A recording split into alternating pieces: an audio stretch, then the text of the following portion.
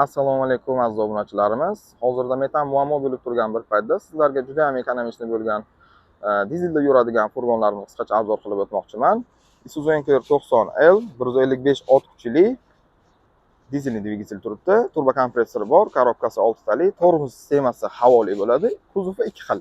Temirli, izotermiskiy. Temirli kuzovimiz uzunligi 5.40, 24 kub hajmni beradi. 5 tonna gruzopodъемность texpasportda yozib beriladi.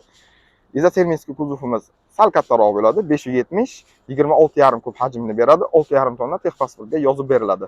Ikkalasida ham konditsioner bor, ikkalasida ham vetrovik bor, qo'shimcha kichkina bokovoy oynalari bor, sentr zamok, bokovoy qizdirish sistemasi, hamma narsasi bor. Ikkalasi ham tayyor hozirda.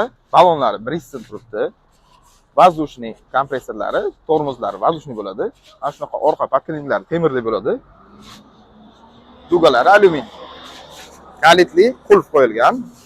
Xo'sh, izotermiskiy kuzovni dugasi alyumin, lestnitsasi bor. Podkreninglari plastmasdan bo'ladi, yon tomondan shunaqa eshigi bo'ladi. Bu ham воздушный. Yana yon tomondan shunaqa yashigi ham bo'ladi.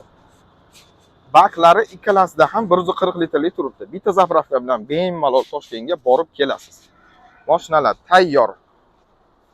Narxi oddiy temirligi 625 million, izotermiskiy 665 million. Kimga qiziq bo'lsa, pastdagi raqamlarga telefon qilsangiz, qo'shimcha ma'lumot berib o'tamiz.